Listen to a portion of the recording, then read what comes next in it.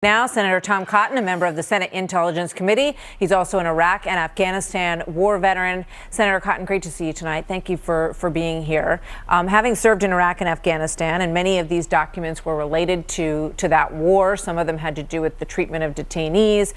In some quarters, he was heralded as a hero for forcing those documents and that information into the open. How do you perceive him? Well, Julian Assange, frankly, kind of weirdo, but he's also a very dangerous man who put the lives of our troops at risk with the assistance of Chelsea Manning.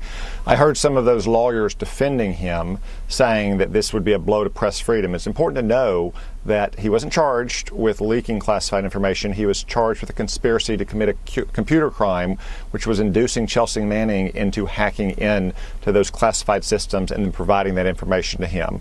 Now, he's been living for 6 years in the Ecuador embassy in London. Remember, he didn't go there because of these charges. He went there because he was an accused rapist in Sweden, to give you a sense of the character of the man with which we're dealing. But I guess he's used to living in small places, so a federal prison cell will be a good place for him to be. Frankly, I'm glad Chelsea Manning is back behind bars as well. It may just be for refusing to cooperate with their grand jury, but that's where she should have stayed until President Obama commuted her sentence. I want to play some of the reaction from your colleagues on the Hill. This is Joe Manchin, and also we're going to hear from Richard Blumenthal here. Watch this. Thank God. I think we will get some answers now. I'm glad we're extraditing him. I hope we're extraditing him back to the United States as quickly as possible. This is needed. It's very much needed. I'm glad. Tickled to death. Yeah, I'm glad we finally got that. We can get some facts and get the truth out. Maybe we can help put an end to all this stuff. He should be extradited to face justice here. He should face charges here without presuming what the outcome will be. Justice should come to Julian Assange for his role in Russian meddling in our election, and the sooner the better. So what do you think about that? And what do you think we may learn? What do you want to know? What are your questions about his connection to the Russian government? You heard him say to Sean Hannity that there was no connection to the Russian government or a state entity. He was very specific in his answer there. Well, I want to see him extradited promptly. I want to see him face trial here. I'm confident that he will be convicted and he'll be sent to federal prison.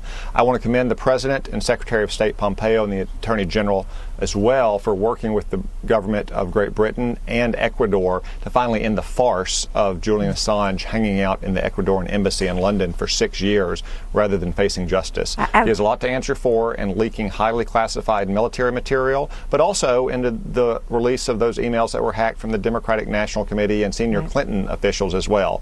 And as far as being separate from the Russian government, look, everyone knows that WikiLeaks is a front for the Russian intelligence services. Sure, they may use cutouts that are not officially employed by the Russian government, but that's the way Russia works. I want to try to squeeze in 2 quick questions for you. This is Ilhan Omar talking about September 11th and what started the wars in Iraq and Afghanistan. Watch this.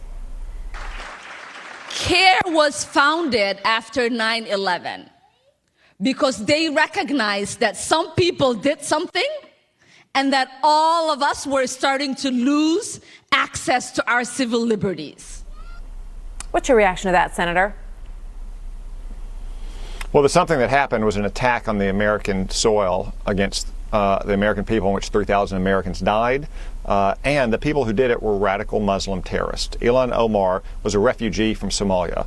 You would think of all the people that would be grateful for America and be thankful that we stood up and protected the rights of Muslims in places like Somalia or Afghanistan or Iraq that was going to be oppressed. It would be Miss Omar. It's very disappointing to hear her characterize 9/11 in such a fashion. All right, I want to bring you back and talk about the RAISE Act, but just tell us briefly, if you could, what your goal is with this Immigration Act. Of course, Martha. So we've introduced the RAISE Act, which would change the way we welcome permanent residents and ultimately citizens into our country. Right now, we add 1 million people a year to our country. That's like adding the entire state of Montana every year. Yet only 1 out of 15 of those people are admitted to this country because of their skills or their job training or their job opportunities. We need to change that. We need to focus on high-skilled employees, and we need to make sure that we continue the progress we've made in getting pay raises for low-skilled workers in our country. Senator Cotton, thank you very much. We'll have you back soon. Good to see you, sir. Thanks, Martha.